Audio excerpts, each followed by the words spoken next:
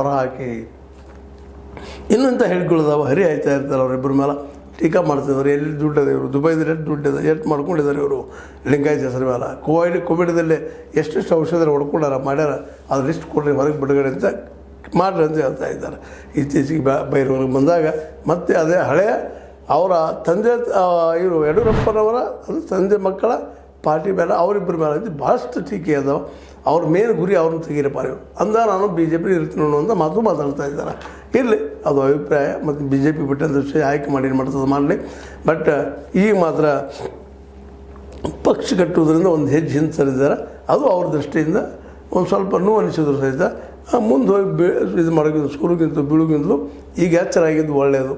ಇನ್ನು ಅಪ್ಪ ಮಕ್ಕಳು ಎಷ್ಟು ಮಟ್ಟಿಗೆ ಹೊರಗೆ ಹಾಕ್ತಾರಪ್ಪ BJP ಅಂತ ಅನ್ನೋದು ಒಂದು ದೊಡ್ಡ ಯಕ್ಷ ಪ್ರಶ್ನೆ. ಯಾಕಂದರೆ ಅವರು ಯಡಿಯೂರಪ್ಪ ಮತ್ತು ವಿಜೇಂದ್ರ ಅವರು ಇವತ್ತು ಇಡೀ ಪಕ್ಷದ ಮೇಲೆ ಕರ್ನಾಟಕ ಪಕ್ಷದ ಮೇಲೆ ಹಿಡಿತ ಸಾಧಿಸಿದ್ದಾರೆ.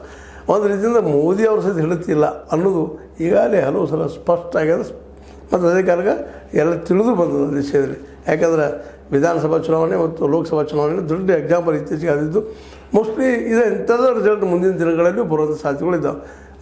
ಇದು ವಿಧಾನಸಭಾ ಚುನಾವಣೆಯಲ್ಲೇ ನಮ್ಮ ಯಡಿಯೂರಪ್ಪನವ್ರನ್ನ ಹೊರಗಿಟ್ಟಿದ್ದಕ್ಕಾಗಿ ಎಂಥ ಹೊಡೆತ ಕೊಡಿತಪ್ಪ BJPಗೆ 66 ಬಂದು ಹಚ್ಚಿದ್ರು. ಅದರ ಲೋಕಸಭಾ ಚುನಾವಣೆಯಲ್ಲೇ ಅವ್ರಿಗೆ ಫುಲ್ ಅಧಿಕಾರ ಕೊಟ್ಟಾಗ ಸಹಜವಾಗಿ 19 ಸೀಟ್ ಆರಿಸ್ಬೋದು. ಸಾಧ್ಯ ಇರಲಿಲ್ಲ 19 ಸೀಟ್ ಆರಿಸ್ಬಾರ್ದು. ಯಾಕಂದ್ರೆ ಆ ಗ್ಯಾರಂಟಿಗಳ ಹಾವಳಿ ಆ ರೀತಿ ಇತ್ತು. ಎಂತೆಂಥ ಘಟಾನುಘಟಿಗಳನ್ನು ಆ ಮನೆಗೆ ಕಳಿಸೋಂಥ ಗ್ಯಾರಂಟಿ. ಹೀಗಾಗಿ ಆ ಗ್ಯಾರಂಟಿಯ ಒಂದು ಹೊಡೆತವನ್ನು ಏನಪ್ಪ ಅಂತಂದ್ರೆ ತಡೆದ 19 ಸೀಟ್. ಅದರ ಬರಬೇಕಾಗಿದ್ದು 25 ಸೀಟ್ ಇಲ್ಲ ಅಂತಲ್ಲ, ಅದರ ವಾತಾವರಣ ಸಂಗಿರಲಿಲ್ಲ. ನಮ್ಮ ಇವರು ಮೋದಿಯವ್ರ ಪರ ಗಾಳಿ ಬೀಸ್ತಾ ಇರಲಿಲ್ಲ.